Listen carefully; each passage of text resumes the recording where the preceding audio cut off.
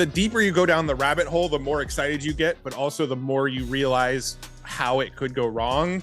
And so I think I've already kind of been there. I think the best thing that anybody can do is be educated on the topic, like know what's happening, know where things are going, know the potential downsides. Hey, I'm Joe Fier, and welcome to the Hustle and Flow Chart podcast. This is where we talk all about building businesses so they give you the freedom and fuel for your life. I'm not here to help you build a billion-dollar business, but I am here to help you create a business with systems that work for you so you can make more money than you need just by working part-time. You know, I was a chronic hustle mode kind of guy, and I want to share my experiences and mentors I've met along the way to help you reframe things to be the most effective as an entrepreneur. I wish I had this guidance and insight when I was younger, so that's what I'm doing here for you. Please share and enjoy. Hey, it's your boy Joe, and I am your host of the podcast, and I'm bringing back my previous co-host, Mr. Matt Wolfe. He is now blowing it up in the AI tools space and talking about different ways that we can leverage AI and all the funky tech that's coming out at a rapid pace right now. He's riding the wave, and he's here to tell us about what he's done after he left, after we split ways here, and he pursued being a YouTube creator and also created a really cool and helpful website at futuretools.io. And you can check him out, of course, on YouTube if you search his name, Matt Wolfe, with an E at the end, of course. And you'll find all of his videos, and they're super helpful and very informative and keeps your finger on the pulse. So I definitely recommend checking those two things out. And in this episode, we're going to deep dive and go all over the place talking about what he's done to get to that point to build what he's done in that space, but also talk about some of the upsides and the downsides of artificial intelligence and what it's doing for us as business owners, as a society. I think there's a healthy fear and optimism of this space from everyone, and Matt has a really unique perspective, so he shares that here and gives us a lot of different tools and ways that we can even monetize and kind of use this gap in time right now where AI is a fresher thing.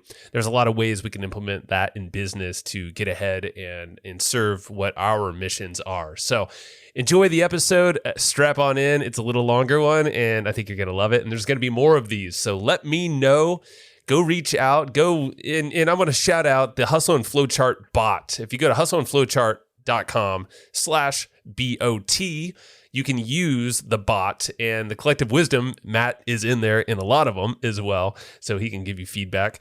So you can go use that bot and think about how you can use it in your business. Is it to enhance what you're already doing, or is it something new? And I would love to hear from you. So reach out, and I'll just put my email address right here. It's joe@hustleandflowchart.com. It's not that difficult. joe@hustleandflowchart.com. And I would love to chat with you if you are exploring this space. This is something I've been working with some clients to craft a strategy about how to leverage AI and the tech solutions, and in some cases even working with some folks to build out tech that's customized to that solution that we kind of craft the strategy around. So let me know if this is something that is on top of your mind, because man, there's a lot of uses for this right now, and it can get confusing. So happy to share what I know and some of the resources I have as well with you. So hit me up on email if that is interesting. And you know what? Enjoy this episode. It's a fun one. And we go down memory lane because it's my brother from another mother. All right, guys, have a good one. Bye-bye. We're back. This is, I guess, round 2 of this new endeavor here. No, round 3, because we did last time, you and I. We did twofer.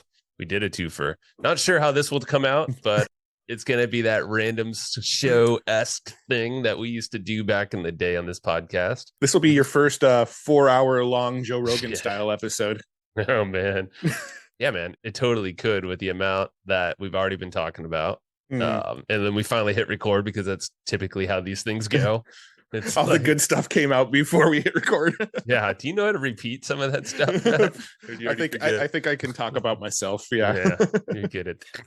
Yeah, we all are.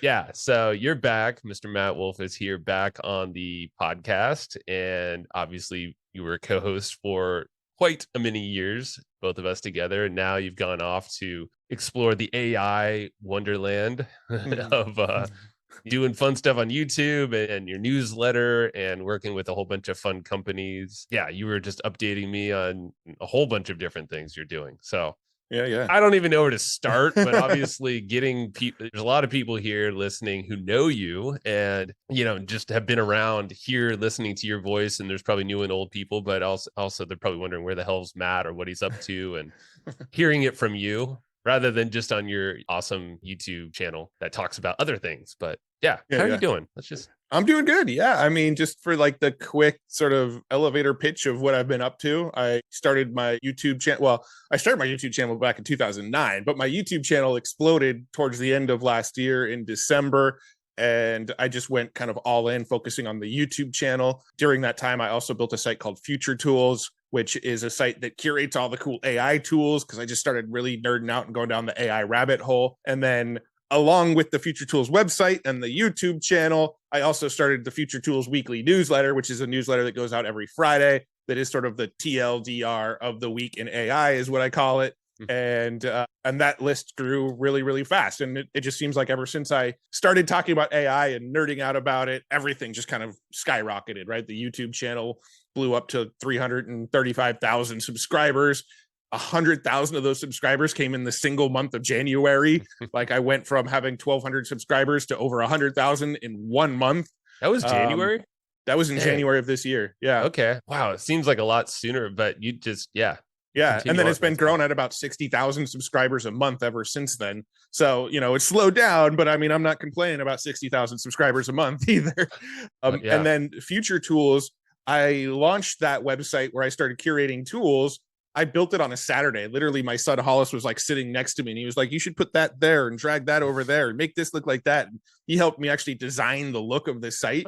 And it was just like a fun project over the weekend where I was trying to learn how to use Webflow, right? So I built that website on a Saturday, loaded it up with maybe 80 tools in the beginning. And then I went and shared it on Twitter. I went, hey, I built something cool. Maybe somebody here will like it. That ended up getting retweeted by a bunch of people in the AI community. The website went viral. And like the first week that I launched it, it got 30,000 viewers. The second week it had 60,000 viewers. Now today, I launched it in December. Today we're recording this in like mid-May. Today it gets like over like 1.1 million views a month. I think last week it had 260,000 views on the site. And so like that just keeps on growing. And then the newsletter just crossed 100,000 subscribers last week. And it's just like everything's just kind of been a rocket ship ever since. Yeah, I know. Yeah, we've been chatting, or you've chatted with some friends trying to like backwards analyze how the hell did you do this so quickly? Yeah. And do you have an answer for that? I don't totally know. I mean, I think it's just kind of a combination of like, you've known me for a long time. I've always nerded out about tech and tools, and whenever I come across like shiny objects, I'm like, ooh, look at this cool tool. Maybe we should use this in our business. And I've always been that tech tool guy. And when all the AI stuff started to bubble up, it was just like, that was the sweet spot. I had a new tool I could talk about like every single day. So I got like really excited about it. I started creating content about it, but then that combined with just like the timing, right? Like the world saw AI right at the time I started making content about AI. So the timing of me creating content about AI was like 2 weeks before the rest of the world caught on. And when the world caught on, some of my videos were sitting there waiting for them, So I think it was just kind of luck and timing a little bit, Yeah, I mean, you had the big media talking about AI at the same time. Still are, but I feel like before it was like maybe in the early of this year, 2023. Yeah, they were really like, oh my gosh, everybody's like starting to figure out what ChatGPT is for the first time. Yeah, man, I mean, I was just at a family kind of reunion wedding thing up in Sonoma, California, and ChatGPT and AI was like the talk of so many people. And even my uncle, who's a retired scientist at a university, an architect cousin of mine. Yeah, it's just very interesting. Yeah, it's like, are they scared of it or are they excited about it? It's a mixed bag, but mainly it's a tool. Like what's really cool is my cousin is an architect, but also an educator at a school up there in Buffalo, and he tells his students, "Yeah, this is a tool. So let's figure out how to harness this tool." and do what we do better. Yeah, and that's why I was like, I love that perspective. Like that's such a great way to see AI, because it's a different way to think. yeah. And I think that's the best perspective to have on it, but also knowing that it's a tool, you know that it could be used for both a good tool and a bad tool, which True. is what makes it scary, right? Like the deeper I go down the AI rabbit hole, the more I become a little bit of an AI doomer as well, where I love all the tools. Yeah. I love playing with it. I love it for like creative purposes and the ability to make videos and content and, audio and all that kind of stuff. But I'm also so deep down the rabbit hole that I'm seeing all the scientists and researchers and all the people talking about go wrong if things do go wrong. And it's hard to not be sort of mix of excited and scared at the same time.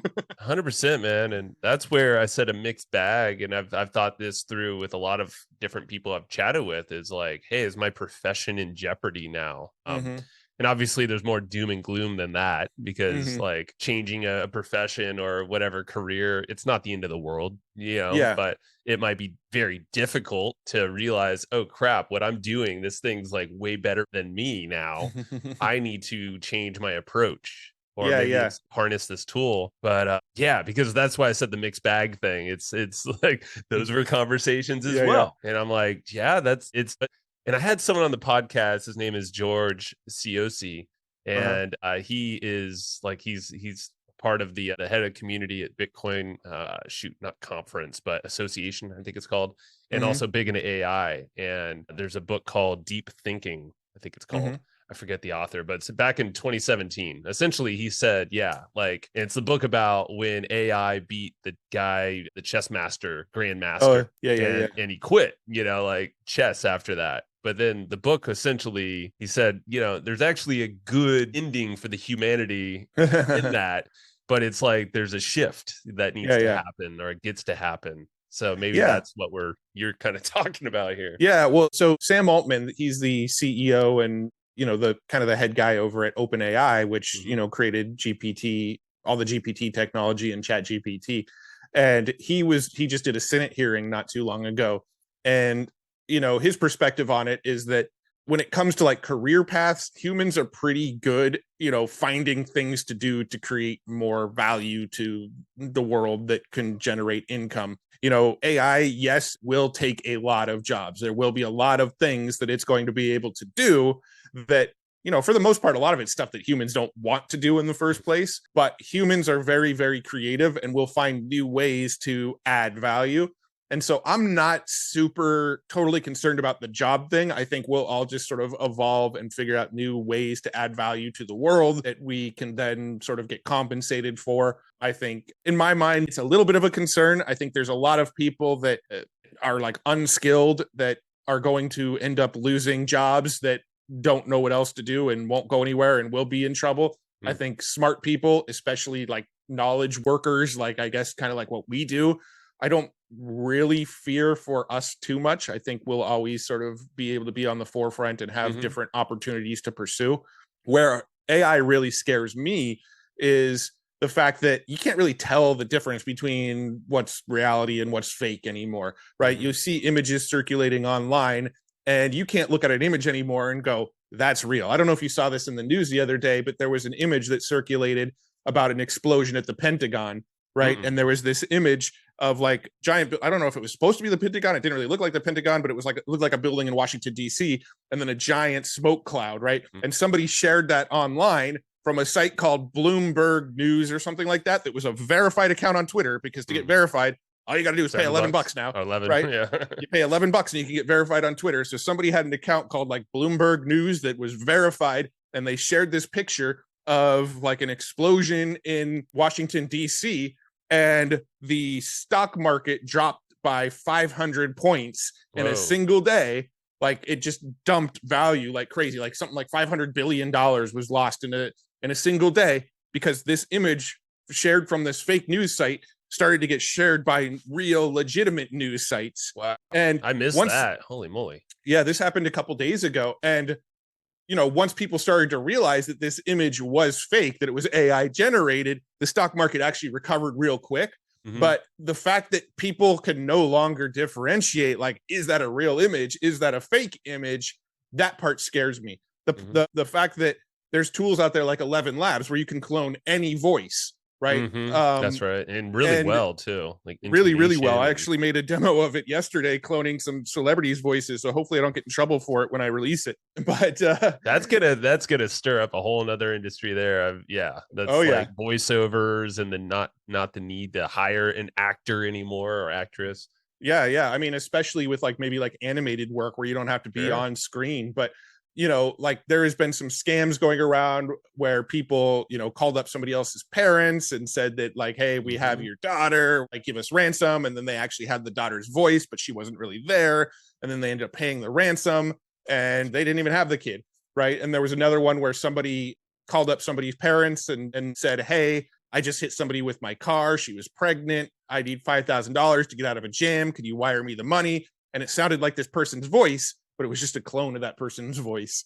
Right. Mhm. And so there's that kind of stuff that's happening. You can't tell the difference between reality. I mean, right now, video, there's It's still hit some and pretty miss. detailed signs. Like you can still kind of tell when something's computer generated, but we're that close to not being able to tell anymore, right? We're Dang. so damn close. We're already seeing it in images. We're already seeing it in audio. Videos are the next thing where, you know, video evidence, audio evidence, visual evidence, you're not gonna be able to use that in a court of law anymore. Like it's too easy to fake now. And Yeah. so, I'm not necessarily worried about the Skynet, iRobot, Terminator, Doomsday scenario as much as I'm worried about the nefarious uses of AI and the bad actors getting their hands on it and just wreaking havoc.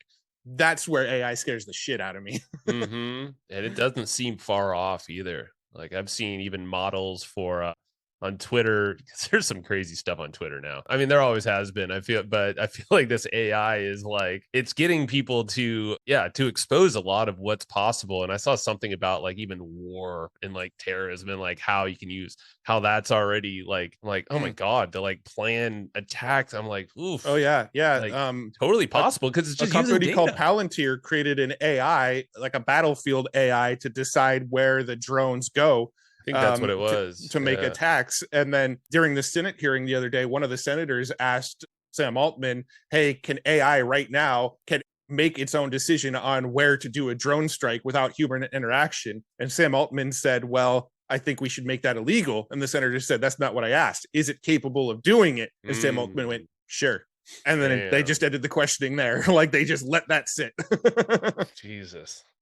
Oh man. Yeah, because okay, so these are real concerns, and Yeah. that's what's so wild is it's just the tip of the iceberg. It's just beginning. And there's a whole nother thing that I've thought about and that's coming up in my mind as you're talking about this is it's essentially mental health when it comes to AI. And because this is something that I've thought about a lot, mental health side and different ways that we can, our daily habits and the ways that we can keep ourselves feeling good in work, in whatever we're doing. But like with AI, feel like there's ways that can also greatly affect our mental health and our well-being. I mean, for well, some of us get obsessed with tools and want to have our fingers on the pulse, and that's cool. I mean, like Yeah. especially if you're choosing and for you harnessed it into a business and it's genuinely what you like. Hmm. But I guess or maybe I don't know.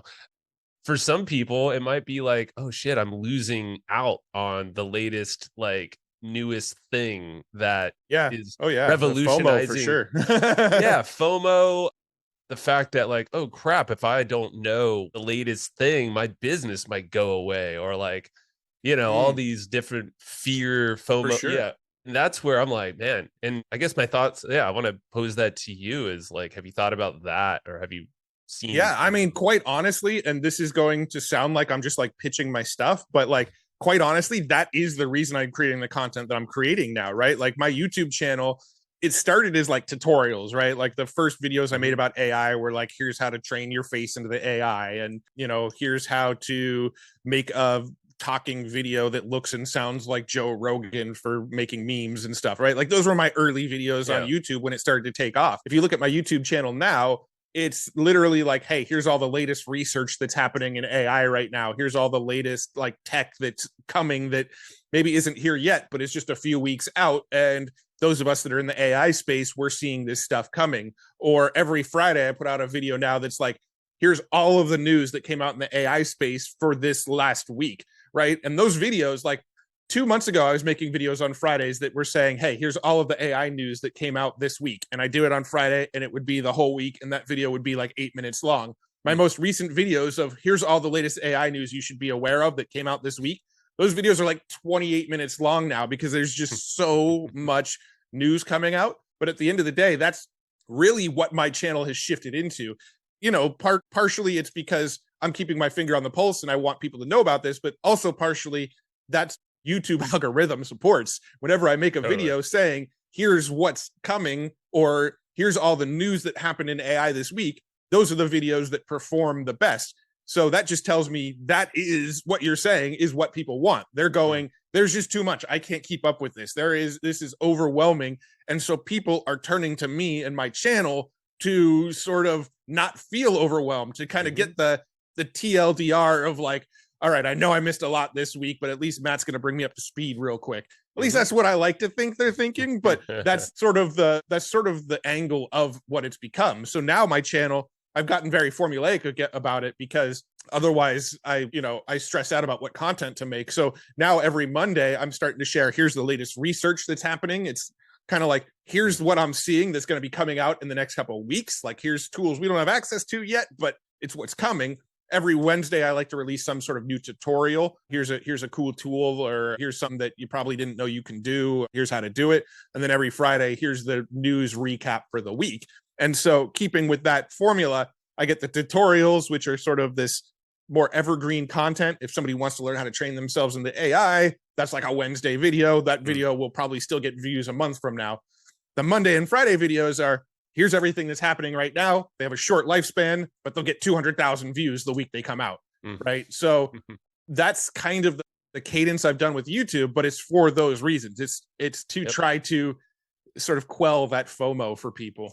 That's good. Yeah. And obviously your newsletter weekly on Fridays helps as well, because that's like a TLDR of everything. That's even like a TLDR of my TLDR. That's why I'm like, well, shit. Yeah. You need more of a TLDR video at this point with that Friday thing, but that's your newsletter. Yeah. And yeah, it's very helpful. And yeah, because I love everything. And it's like all of us want to have our fingers on the pulse enough to have ourselves, I guess, I don't know, because there's a lot of folks that have even said like, oh, maybe I should go into the AI space. I'm like, well, and the way I think about this, and I think I want to credit Ryan Lee, because it was one of his emails. I had him on the podcast a couple months back, and he talked about, it's like, okay, with AI, I think he was surveying his list. You can either start something brand new with AI, or you could supplement what you're already doing with AI as a tool. And I've been approaching it in kind of both ways, but I'm definitely using AI as a tool a lot for productivity, for writing, for structuring, for editing,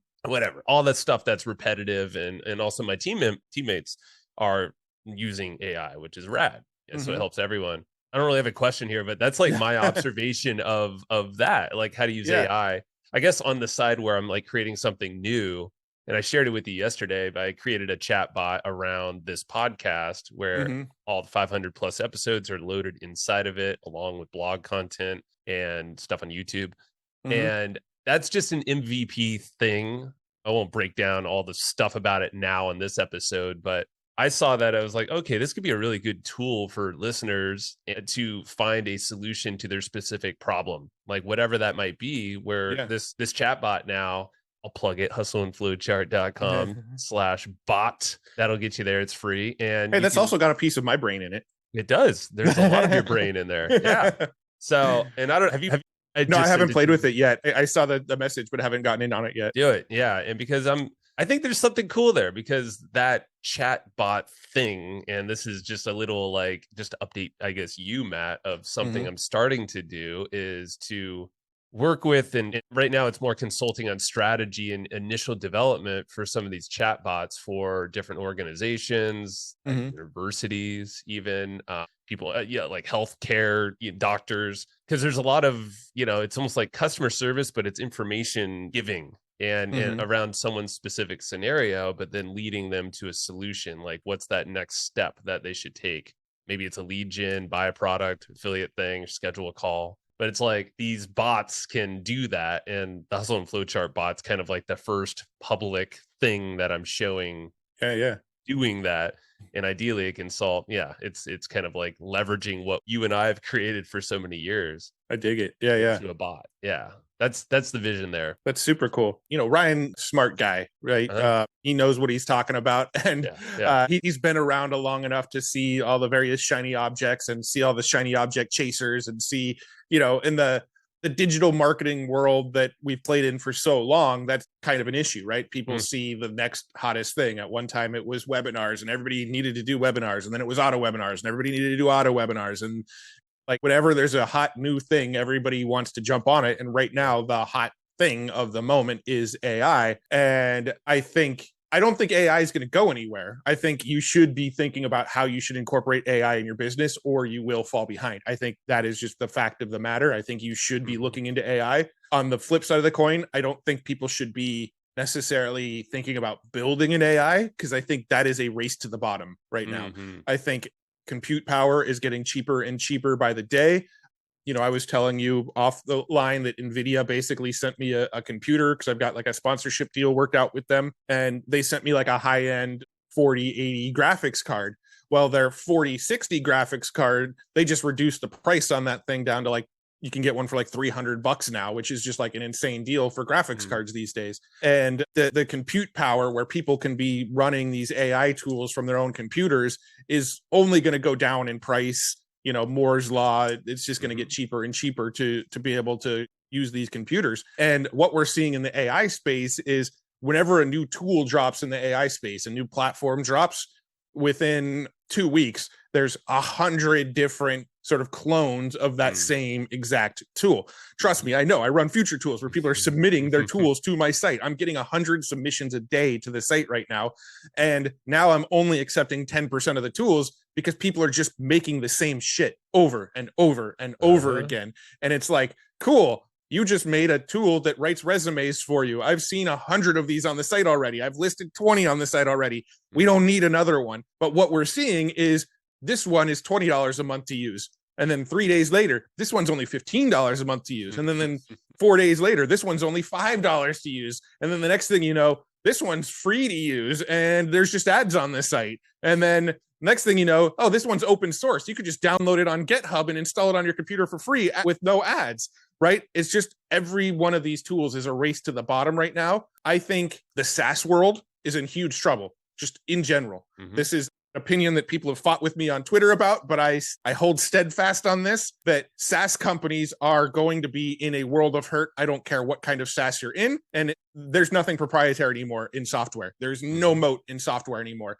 Your only moat in software can be your unique personality and your customer service and, what additional things you can offer to your customer. But there's no moat in whatever you can develop, because I can develop the same damn thing. I can get into ChatGPT today, look at your software and say, make me something that does what this does, and have ChatGPT write the code for me.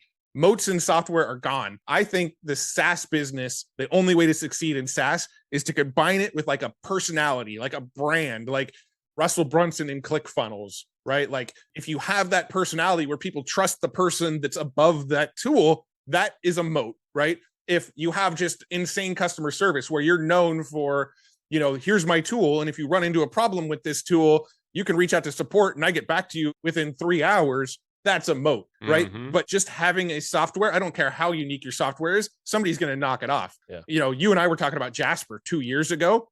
Who talks about Jasper anymore? Right? You got ChatGPT now. You can jump into Playground and use the GPT-3 API for free. It's right? actually funny you say that, because some people have still brought up Jasper, including some of my family. I was just talking about well, they're a big name in the AI world because of how early they got in. Bingo. But where's their moat? There's no moat. You're right. But it's interesting how the brand is still top of mind with quite a bit of folks. But you're right, 100% on the moat thing. You're right. And my thought, and see, this is where, and I guess I'll just ask you feedback here from your perspective. With the way that I like to approach it is working with people like you know, that I've always liked to do the one-on-one, like, hey, really understand your situation and create a strategy and figure out how to come up with a solution to your thing. And Yeah. ideally, it's going to have a network effect where it's not just going to help you, it's going to help all of your people. But ideally, you're going to have a network where this thing can now maybe be productized to solve your kind of thing, but you probably know other people or aspects where that thing can be applied. So the way that I could see this working out for people in SaaS and how I'm thinking about approaching it, or I have been approaching it, and I don't know if it's a short-term thing or a longer-term thing. Either way, there's a great solution right now, timely. It's kind of like what you did with Future Tools, is working one-on-one with folks to establish like, hey, is there a solution here? Let's be honest, like a chatbot like powered thing can help pretty much any business. And there are a lot of off the, products that you can just swipe right now and like, turn your thing into a chatbot. But it's like, but can you customize it to that specific scenario and help craft the strategy and actually get really personalized and not go wide, but go narrow? Yeah, I think in AI right now, key opportunity is niching down and, what they call like fine tuning your chatbots to specific information, right? Like in healthcare, we're seeing a lot of like specifically tailored healthcare bots that there's bots now that are specifically focused on like skin conditions where you can take pictures of like a rash and then scan it in, and their large language model will be able to analyze that rash. Right. And that's a very niche use case, a very specific use case. I think like that's where it's at right now. I think if, let's say you're like a drywall contractor, right? And you created a AI bot specifically tailored for drywall contractors, that kind of niche thing is, there's opportunity there for now, but how scalable is that, first of all, right? True. Also, the second thing is there's a window of opportunity. Yeah. I think right now there's a window of opportunity for service providers to go and say, hey, look, I know how to do this. I've built this stuff before. Let me build it for you so you don't have to. But that window of opportunity eventually is going to close where anybody can just go and drag and drop build exactly what you're talking about, Bingo. Yeah. And that's the thing. There's a lot of drag and drop builders out there, tools to assemble that. And it's just knowing like how to do it, the strategy. And right now, like you said, there's a window. Yeah. It's going to get interesting because even just Chat GPT, if you just use that alone, like, I was just playing around with the new app last night on my phone and using the voice feature, which I think is the best possible thing with that app. I outlined so many different things, just rambling straight to that app. And it was transcribing it. I mean, I've rambled for, in one case, it was like over 5 minutes. I was just seeing how long it would take it. And the thing transcribed it almost instantly. In real time. Like, so even if you're just going for a transcription, you just copy and paste and boom, you get a transcription. That's pretty good. But then if you hit boom or say like, hey, structure this into a blog outline or give me some podcast ideas or what strategy on something, a propose, whatever.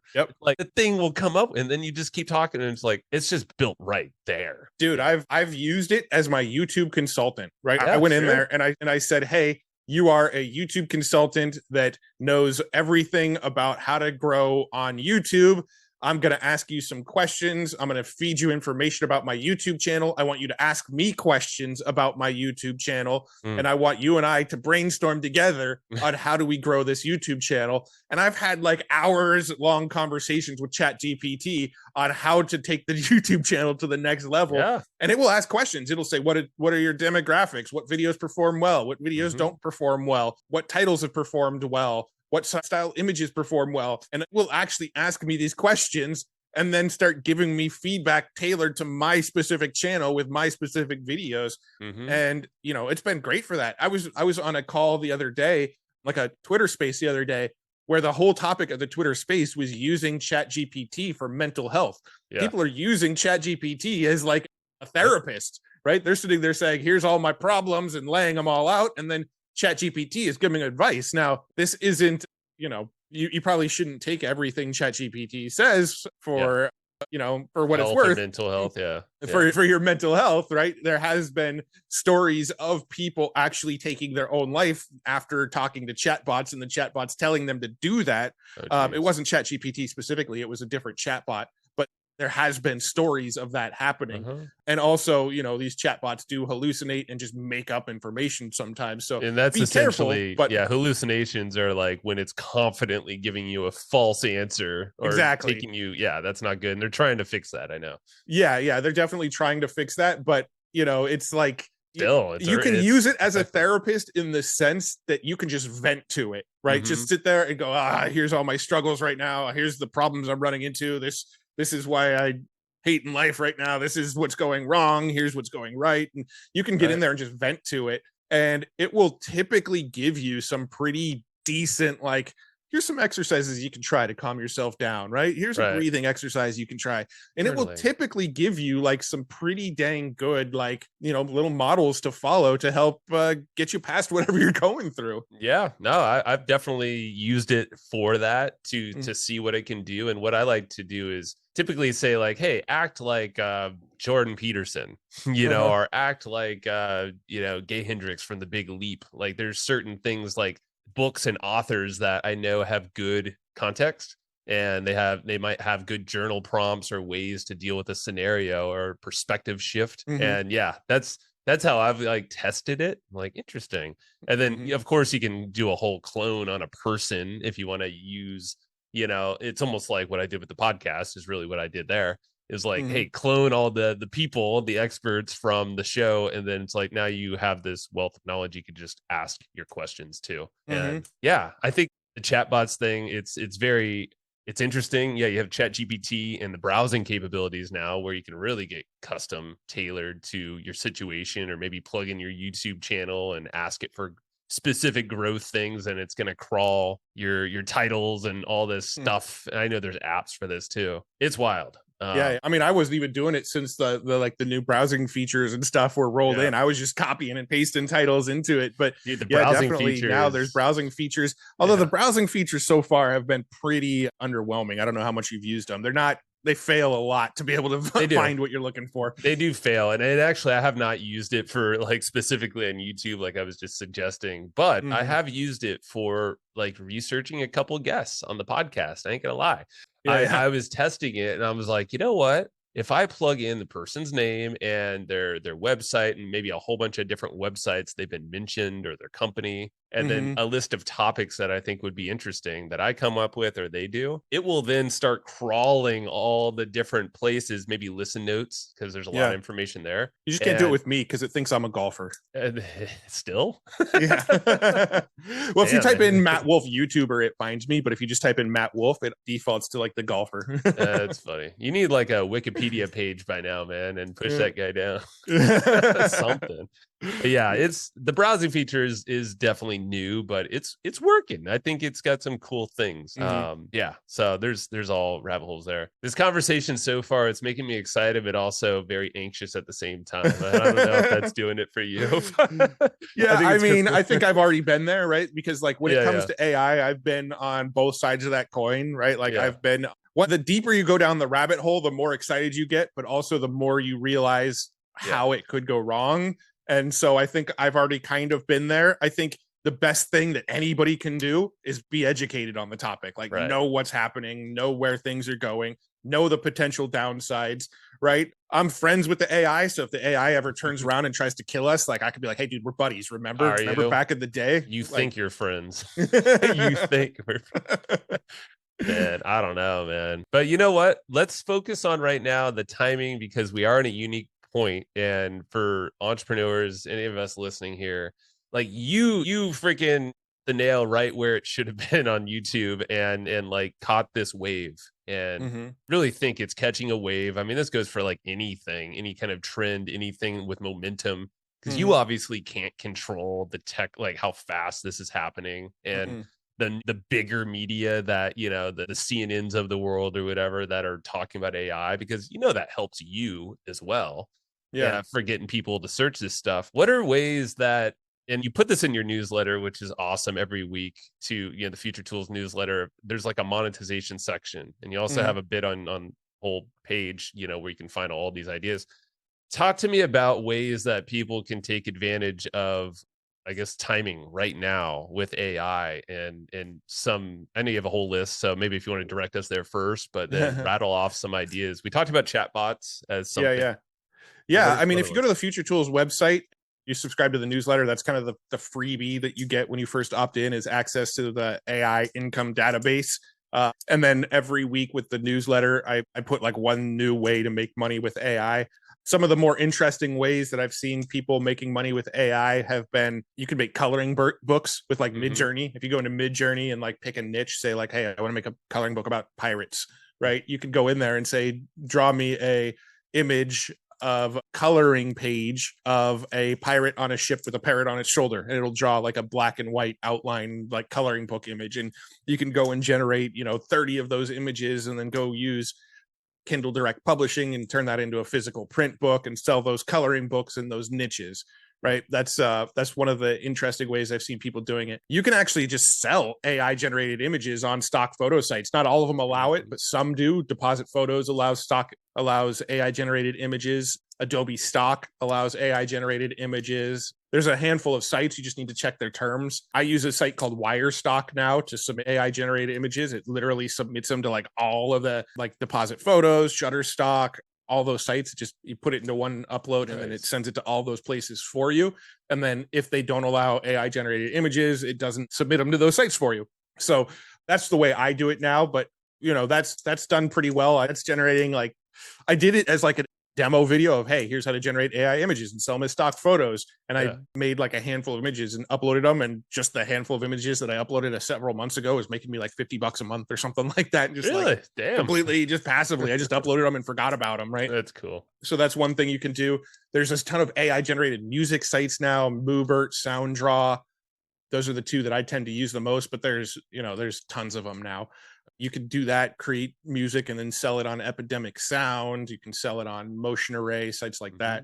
I mean, honestly, I could probably go on for like hours and hours and hours of like different ways to make money with AI.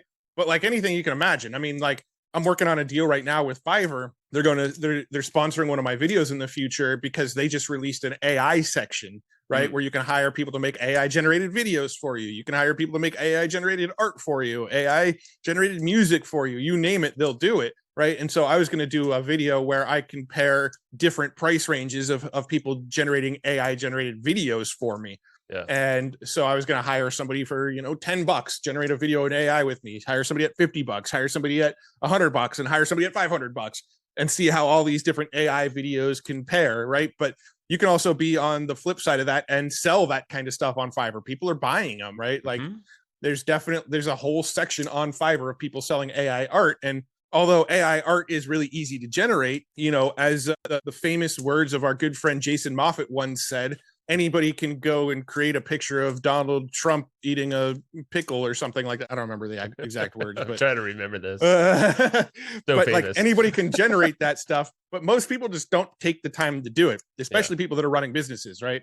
They know what image they want, but they don't want to take the time to learn Midjourney and go and generate the images. So if you're somebody that wants to go and spend the time just messing around with Midjourney, you could sell it as a service, and people, even knowing that you're using AI, will still buy it. I mean, you even mentioned that you've got an editor that helps you edit some of your videos and audios now, and you know that she's using AI to help you with it, right? So whatever you're doing right now, use AI to assist you and speed you up. You're a content writer, use AI to write the first draft for you and then go and polish it up. If you have a podcast and you have show notes, use AI to write the first draft of the show notes for you. There's just so many ways.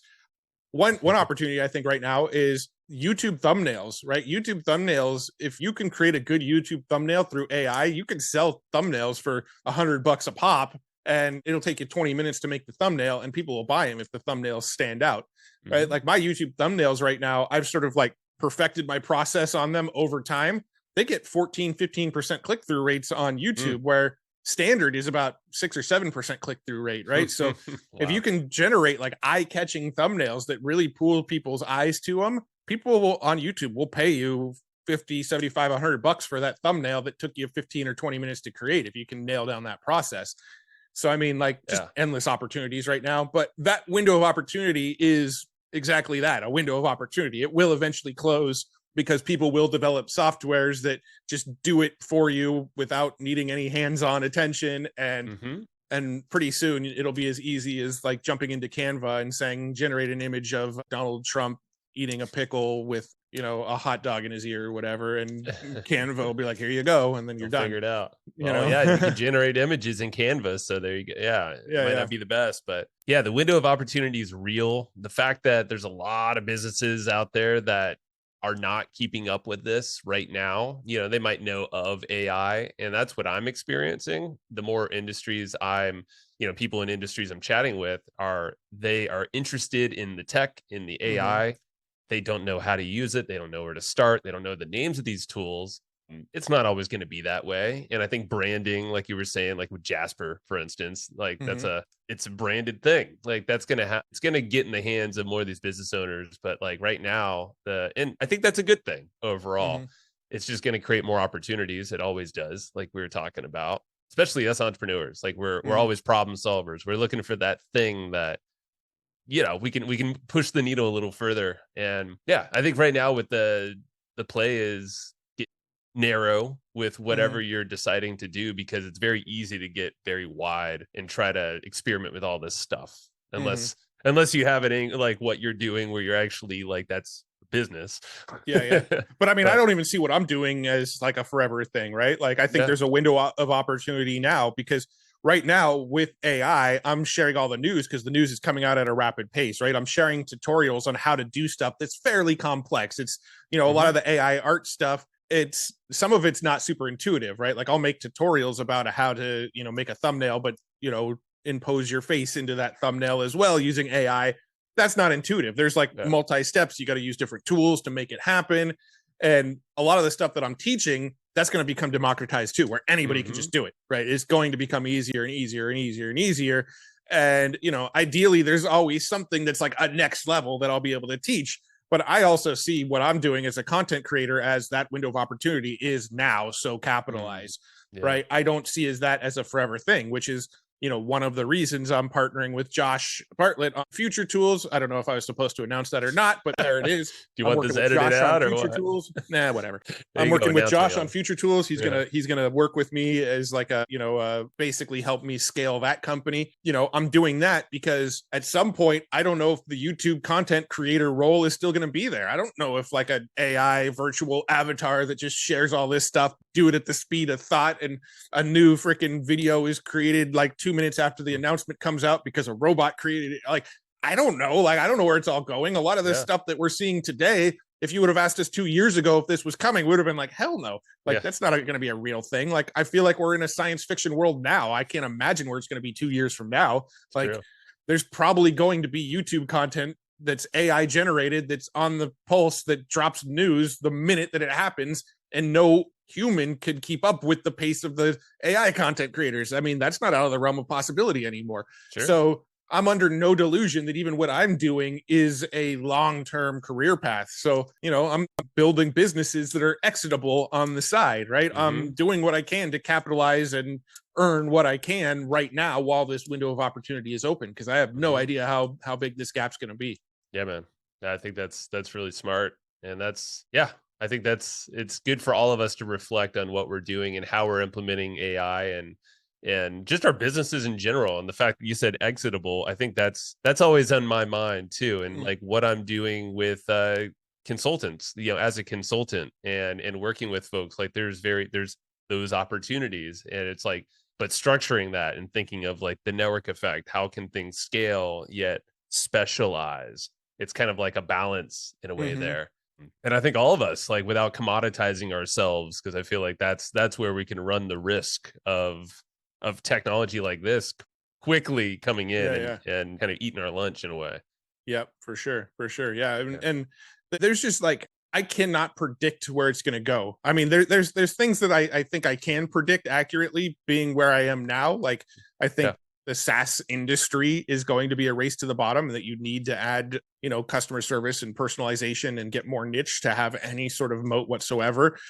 I think that like the graphics card creators are going to be the biggest companies in the world. I made a prediction that I think NVIDIA is going to be one of the top 3 largest market cap companies in the world within the next 5 years or so. And everybody on Twitter, when I posted that, was like, no, there's no way that's possible. And I made that prediction back in January. From then till now, Nvidia went from being like the 17th largest company in the world to like the 7th largest company in the world, because everybody's using Nvidia GPUs, right? If you're in gaming, you use Nvidia GPUs. If you're in blockchain, they're using Nvidia GPUs. And if you're in AI, everybody right now is using Nvidia GPUs. Now, Meta and Google and Microsoft and all of these companies are trying to start to build their own chips to release their reliance on Nvidia. Yep. But I don't know. I mean, I was going to say, it doesn't help that there's a chip shortage either. So it's like they have that advantage. Yeah. I think, Apple has been fairly quiet in this AI race so far. Except that they have stopped allowing their employees to use Chat GPT in their work. I think in Hinsar, because they're doing their own thing. All the M chips, the M series of chips, the M1s, the M2s, they use there's like about 30% unused compute power in them right now, because those chips were designed to be able to do like AI processing. They are actually like AI designed chips. And so basically Apple was future proofing themselves when they developed those chips and put them in all these computers. And so like your M1 Mac that you have and my M1 Mac that I have over here, these, whenever Apple releases whatever AI they're going to release, these computers are already ready for it. These chips were designed to do some of the AI processing. The M1 chip is sort of the equivalent of having like an NVIDIA 3060, 3070 graphics card in your computer. So interesting. Apple they had the foresight to develop for AI in the future. Now, Apple in June is doing their, I think it's called WDC, the World Developer Conference or something like that. And they're expected to announce a new set of like AR, VR goggles, but we're also sort of expecting them to announce something related to the AI world as well, right? So most likely they're going to start entering the AI world pretty soon as well. Probably deeply in the like augmented reality sort of area. But saying all of that, Apple is hugely capitalizing on AI right now. And people don't even realize it, because ChatGPT just put itself in the App Store. Everybody who buys ChatGPT Plus through the iPhone, now Apple gets 30% of all the revenue that generates. You know how many other AI apps are inside of Apple?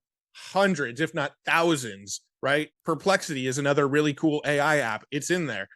Poe, which is created by Quora. That's Quora's chat bot. That's in the App Store. There's a tool called, I forgot what it's called, but there's like an AI news tool that's like really popular on Apple too. There's hundreds, if not thousands, of AI tools in the Apple App Store right now. So Apple's sitting there, counting their money, going, we don't have to develop an AI. Just let everybody else develop an AI and throw it on the App Store, and we'll take 30% of all of it. They have the platform, and that's where they had the foresight many years ago. Jobs, smart guy, obviously, and the chip makers and all that. They're building with the future proofing in mind, for sure. Yep, exactly. Artifact. That was the tool I was looking for. Artifact. It's like a really cool AI news tool that tailors the news to just your interests. So you open the app every day, whatever news articles you read, it starts filtering down based on the news articles you read over time using AI. So after you've used it for a few days, it's only showing you news articles related to things it thinks you would be interested in. Nice. Interesting. Yeah, man. Those are good tools. What was the first one with the C that you mentioned? I was going to write that down. Perplexity? Perplexity, yes, that one. I mentioned Perplexity. I mentioned Poe. Poe is Quora's AI. It'll be in the notes, I'm sure. And that's where it's interesting, because there's these apps now, and in the App Store, that's like a whole different realm, I feel like, that maybe isn't always thought about. And, I know you can build apps even pretty quickly too. I'm just thinking like as another way to maybe catch on with the trend, if you are choosing to build a solution. That could be an opportunity to nicheify or nicheify yourselves as an app, potentially, like a chat bot type thing or whatever. Well, another thing to keep in mind is like one of the first consumer AIs that like most people got their hands on was Siri. which Apple product, right? But now Siri looks like an idiot compared to like Chat GPT, right? Like it just seems like a complete dum-dum, right? Like you ask it any question and it's just like, I don't know the answer. Here's what Google says, right? But big expectation is that at WDC this year, they're going to announce a new version of Siri that has Chat GPT like capabilities. So that's another big expectation. But like Apple was really ahead of the game with a lot of sort of large language model generative AI with something like Siri.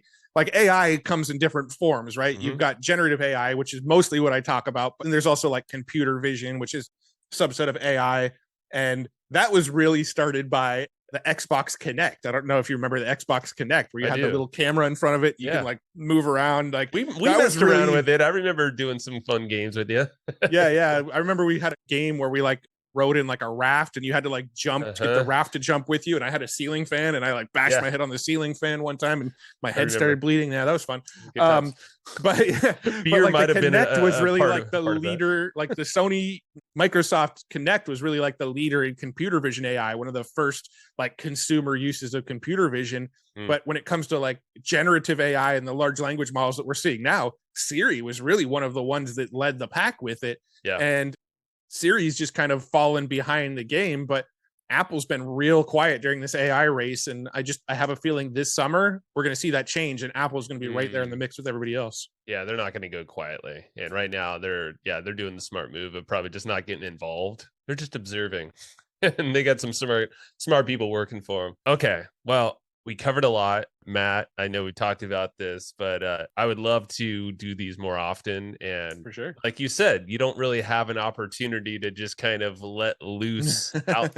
I mean, you do, but you have your own structure. And I think it would be really cool if you're open to it, like having you as like the AI corner in a way to, bring your perspectives pretty often and whatever frequency we can do, kind of like the random show like we talked about. So yeah, I'm down. I think we mentioned it last time on the show that we wanted to do it more often, and then we let 5 months go by or something. But yeah, I mean, honestly, you were in hustle mode, I know that, and things are going, but yeah, no excuses, we're going to do it now. And I think people will like it too. And hopefully maybe this will be one of the first episodes on YouTube, because you were mentioning how YouTube and podcasters. So YouTube has a new like podcasting area. So they are kind of giving some love to podcasts. So I think it might be worth a try. Yeah. Well, there we go. Maybe kick it off with this one. So appreciate you, man. Give us some call to actions again to all the places we got to send people. How big of a list do you want? Futuretools.io. That's where I curate all the cool tools. That's where you can get on the newsletter as well. I've got my YouTube channel, which you can just search up Matt Wolfe and you'll find it. That's just the name of the channel, is Matt Wolfe. And then I'm also super active on Twitter these days over at Mr. eFlow. Aha, yes, you are. Every single time I turn on or I open Twitter, you're always literally the very top person. I cannot get away from you. Dude, it's crazy. For as big as I've gone on YouTube, like my Twitter has gone like almost equally as big comparatively, right? Like, so it's kind of crazy. And that's the thing. It's like we go back to like engineering, how you did this. Like you showed up in places where a lot of those people were at, and you got people to kind of spread things around, and you were consistent. And I feel like, and you still are. And I don't think virus. I just coughed on all of them, and then they coughed on everybody else. You're patient zero in the AI. You're just spreading the wealth. So thank you for being that person. Yeah, man, we'll do it again soon. So I appreciate you, brother, man. Yeah, man. Bye. All right. That's what I got for you today. And remember, it's not all about living to work. It's all about working to live, if you need to do the work. But, work can be fun, and it should be fueling for your life. So if you enjoyed what you just heard, if you got some nuggets of wisdom that you want to share, or you're just noodling on right now, please go tell others. The way that people find this show and how you can help others get their aha moments is through word of mouth. So if it is telling your friend, telling your family, sending an email to your list, writing a review, or whatever it might be, everything helps. So thank you so much for listening to the Hustle and Flowchart podcast, and I will see you next time.